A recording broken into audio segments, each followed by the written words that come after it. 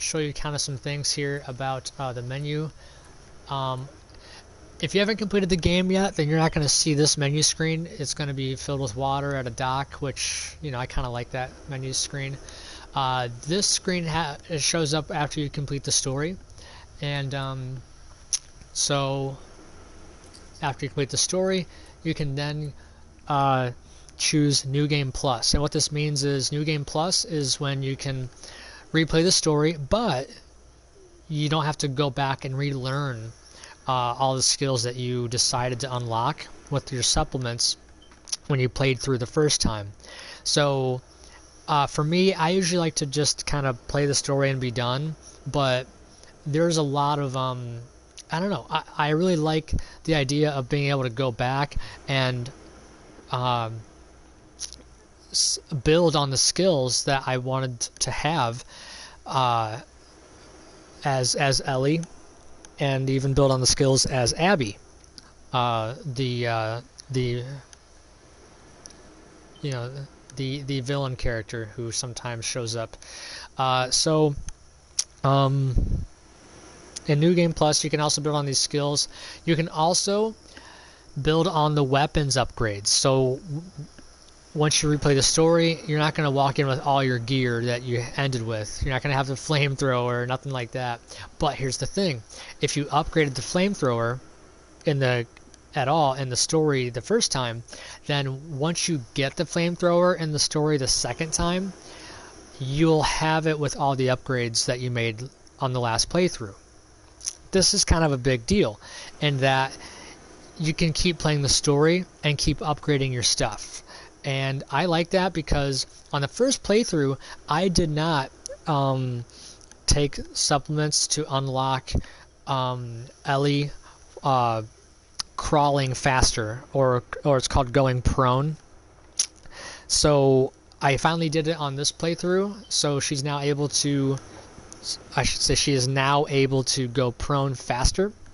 And so it's nice to be able to have the handgun already have an extended magazine, and like the firing pin being better. So that's actually really cool. I feel like Ellie is trained up. She's been able to upgrade her gear through the years, going out and pursuing vengeance, stuff like that. So that's really cool. I want to break into the settings now because I am kind of a purist when it comes to settings, because here's the thing, it's a first-person game, right? So here's the thing, if Ellie was standing there on the beach right now, we can't see the boat as intimately as she can. We can't count the grain of the wood with our own eyes like she could. So we're still detached a little bit. So some video gamers might think, oh, I don't use any of the options at all. I have it as regular. Okay, cool, good for you. That means that you're playing with one hand tied behind your back. The point is to simulate the immersion into the environment. And because we can only be as close as the TV screen to Ellie, and we can't actually be Ellie unless they start to break into some virtual reality, and we can only see what our own eyes will let us see and pay attention to, then I like to actually bridge the gap with a couple of control settings that actually, since I'm not there at the beach, I'm not going to see stuff in the sense of this.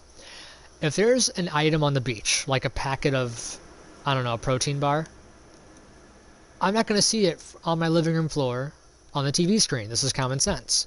So what I do is I let the game pop these things out a little bit better, because there is a gap between living room floor and Ellie herself on the beach, at the beach. So let me show you what I mean. Controls here. Controls. Accessibility. That's a perfect name. We're trying to make accessibility. So let's so alternate controls, not what I'm kind of going for. Aiming mode.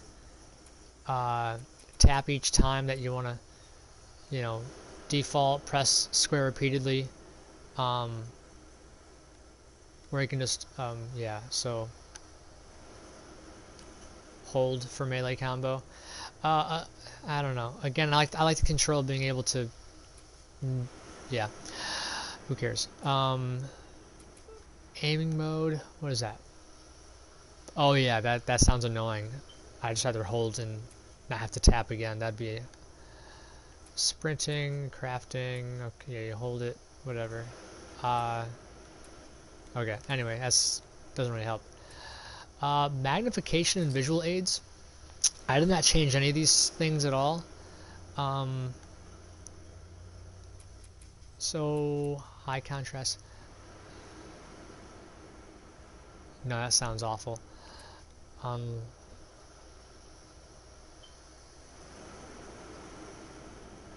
That sounds annoying. Okay. Motion sickness. Check this out. Okay, so camera shake. I didn't change any of these, so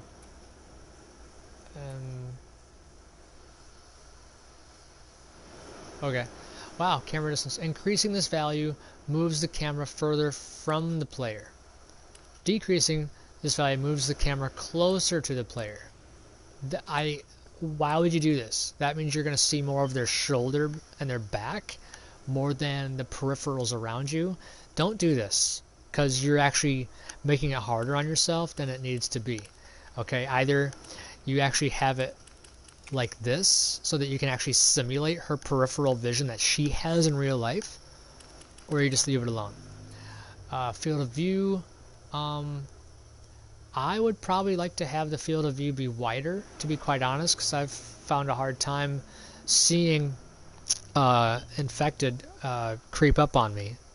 Okay, so if anything, I might make this larger and play with that. So toggles moments where the camera moves backwards and zooms at the same time.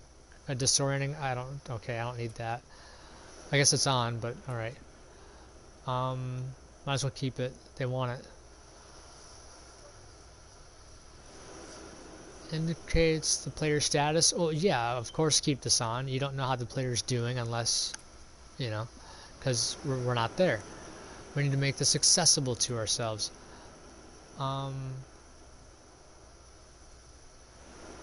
Displays a persistent reticle. Okay, I don't want that. All right, navigation. I did change this. So this is usually off. So I turned this on. Okay, so pressing L3 faces the camera in the direction of the story. So only when I press it will it do this annoying thing. Because sometimes the game's not clear at where it wants you to go, especially if you're, you know, traversing through the forest on your horse.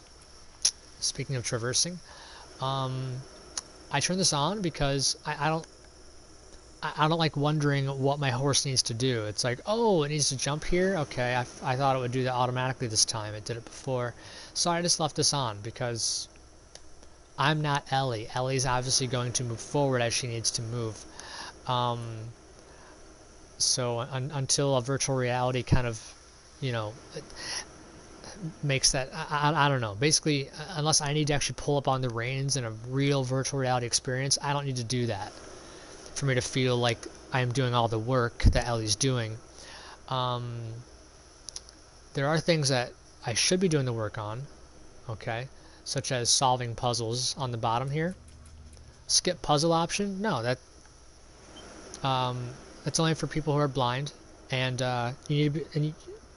otherwise you need to be able to do the work of solving the puzzle of how to get stuff turned on, how to get up and around areas.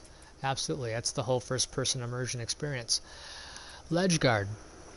I turn this on. It guards against falling off ledges with additional audio and vibration feedback. So I'm going to guess if I do this that the character will be like, oh my gosh, I'm about to fall. No, no, no. You know, and that'll tell me to, I don't know, press left or right to balance better. Either way, on the first run-through, one of the characters, I fell off a ledge because, to be honest, I thought the controller was vibrating just to make me feel, you know, anxious about crossing on a high rise with nothing to grab onto. you can't even tell, like, and so this character fell off the high rise. So, and I had no warning. I had no idea that it was actually going to lead to that. The character looked like she was centered on the high rise just fine. So that was not a good immersion experience. So, because I'm not there and I can't feel myself about to fall, it is smart then to bridge the gap and turn this on. So any purist video gamers out there will be like, oh no, I leave this off. I leave it up to skill. No, if you've actually played through the game, you know which parts has a sort of gap in communication, a gap in indication of what's going on. There is a gap. So if you want a realistic experience, you will try to simulate extra settings that help you bridge the gap of actually being there versus being on your living room floor watching it happen. Okay, and I can only say that so many times over and over again because, people who love debate on the internet love to forget common sense points to suit their argument and suit their point of view. Ignoring information and selectively forgetting information to suit your own viewpoint, that's actually how you lose the argument, whether or not you acknowledge that you've lost the argument. Enhanced listen mode. Yeah, this will kind of make things color different. So for example, enables the ability to scan for items, 0 and enemies square while in listen mode. So I guess when you go in listen mode, you press circle or square. It sends out a scan, triggering audio cues at the target's location. The pitch of the sound changes based on the target's height relative to you. That sounds weird. I want to try that out. So the scan range, well, again, I can perceive what's in front of me in real life 30 meters away. But I can't do it very well if I'm 30 meters away and a whole distance from my television screen to where I'm sitting on the living room floor. So 30 meters plus not actually there is a lot farther away than actually being Ellie, again, being there, I say it again, in the first person and seeing it with your own eyes. This was at 3 seconds. This was in the center of like 20 meters. Might as well make it 30. Right? Why be like, oh no, I'm not going to give myself that extra 10 meters. Like, why? Okay. Infinite breath. You might think, oh, that's not realistic. Actually, when you go through this and you're Ellie, this is not a spoiler, but by now she's learned how to swim and she was taught by Joel. Joel knows, and Ellie knows, and the whole world still knows that there's a lot of infected out there and that they've been underwater before. So, if you're smart, like Joel is, you will train Ellie to probably hold her breath for a lot longer than what the game allows you to. So, infinite breath, since you won't be needing to hold your breath infinitely, you're not going to be setting up camp underwater, you might as well not have this be a hindrance of being able to only hold your breath for 10 seconds. I find it very hard to believe that Ellie can only hold her breath for 10 seconds. Yes, even in a stressful situation. Some might say, well, it's a really stressful situation. Yeah, again. Who trained her and taught her to swim? Joel. Okay, this wasn't, your retard neighbor Fred who taught her how to swim and hold her breath. This was your military survivalist Joel who taught her how to swim and hold her breath. So we should imagine that over the course of 4 or 5 years, she's been practicing how to hold her breath longer than 10 seconds. So, right. Sorry to get a little bit, heavy-handed about that, guys. It's just there's a lot of keyboard warriors out there who like to make comments just to be trolls out there. So they'll still make their comments, but it's really good to have the video already address this. Alright, combat accessibility. Okay, so again,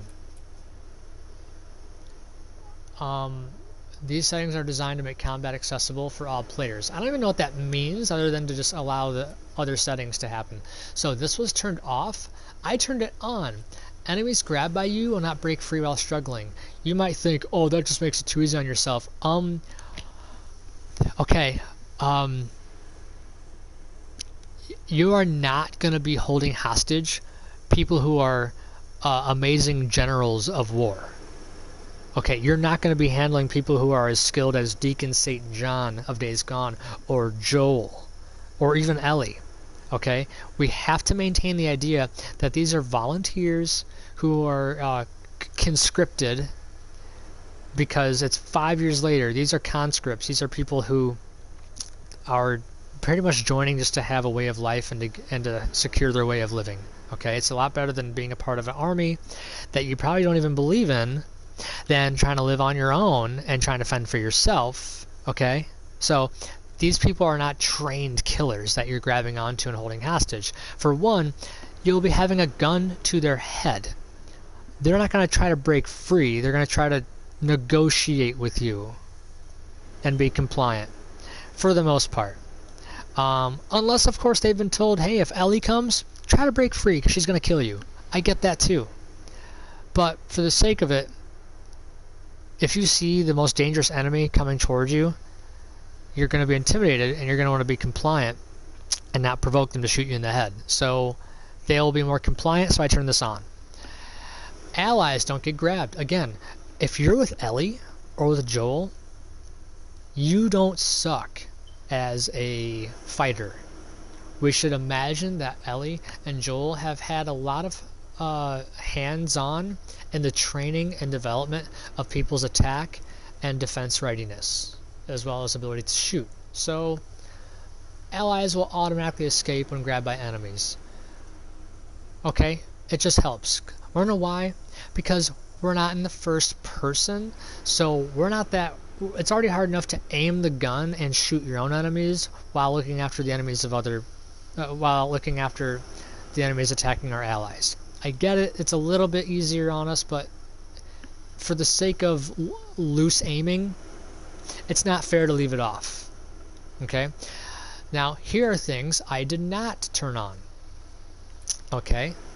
Oh, enemies just will decide to not flank you if you turn this on. I'm going to leave this off because, yeah, enemies are smart. They're not completely retarded. They will intentionally try to get behind your position, and that's just something you're going to have to deal with.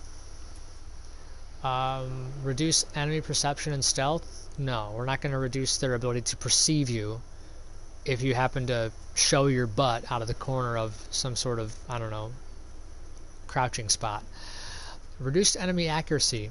I'm on the fence. You can turn this on, because again, this setting is relative to the chosen difficulty. So if you're in survival mode, it's kind of unfair that in survival mode, all the people who are shooting are like super trained to shoot. Super trained. Which means I don't know who's manufacturing all those bullets to give them that, to give every soldier, 200 plus soldiers, that many rounds to train on to be that good at shooting. So I can actually see someone turning this on.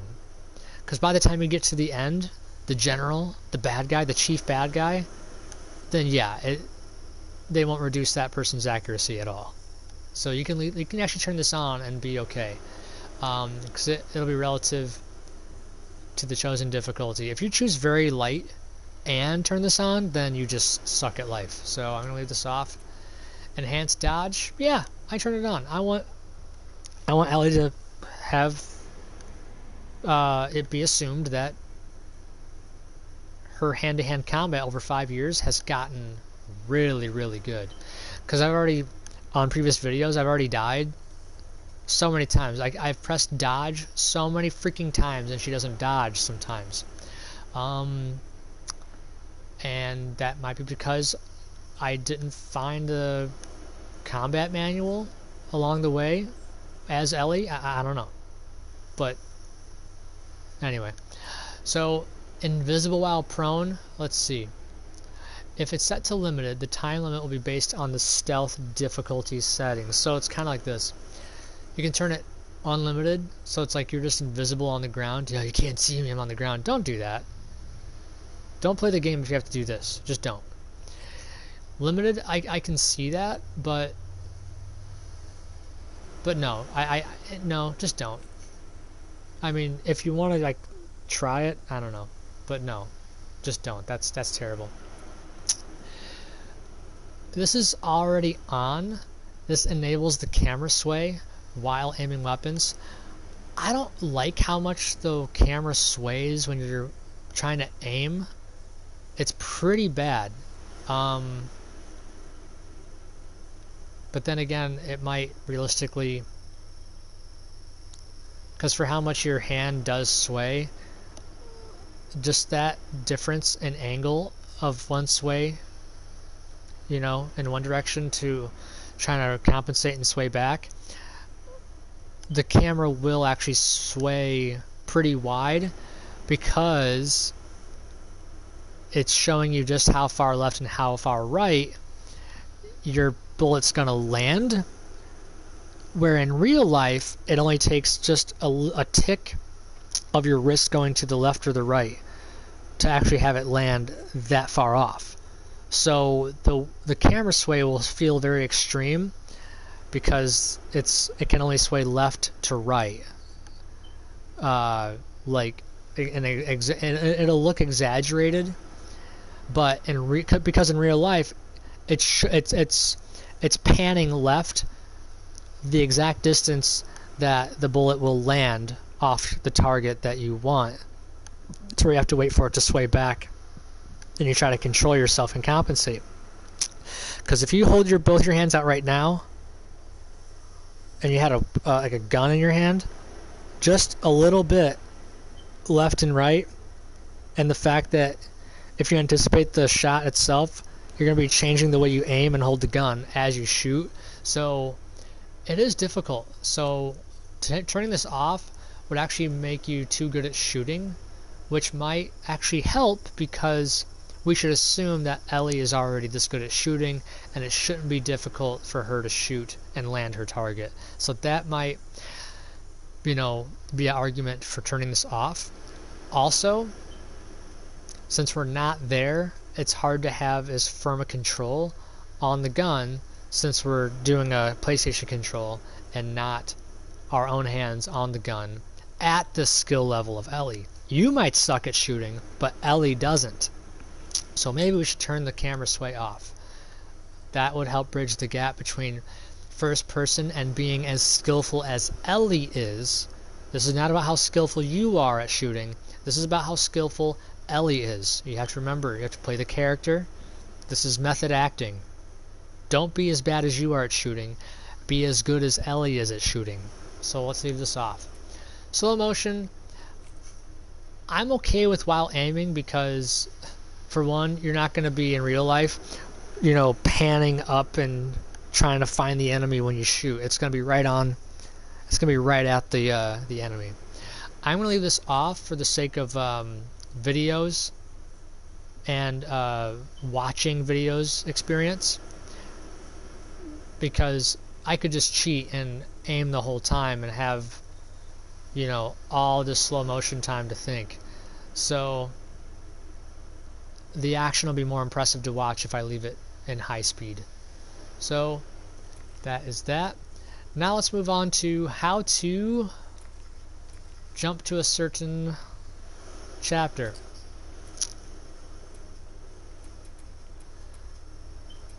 Alright, chapters.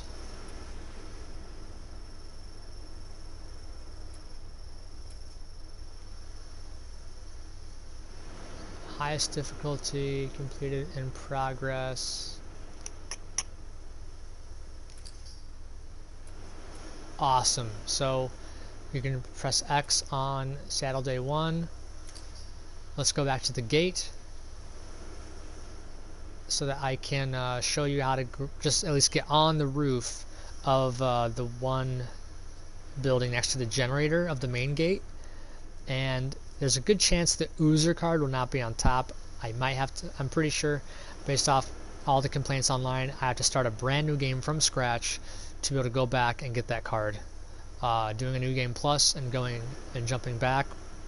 For some reason, the Oozer card is the only card messing up for everybody in order to get the collectible trophy of all collectibles. Alright, I'm going to press X, and I will see you guys on that episode to see, if I can get the user card, but if anything, to show people how to get on the roof, because it's quite a puzzle using the cord that you have, or the cable that you have to carry. All right, guys, thank you for this very in-depth analysis and commentary on bridging the gap between first person and your video gaming chair or video gaming spot that you're looking at your TV from. Thank you, guys. Pendulum out.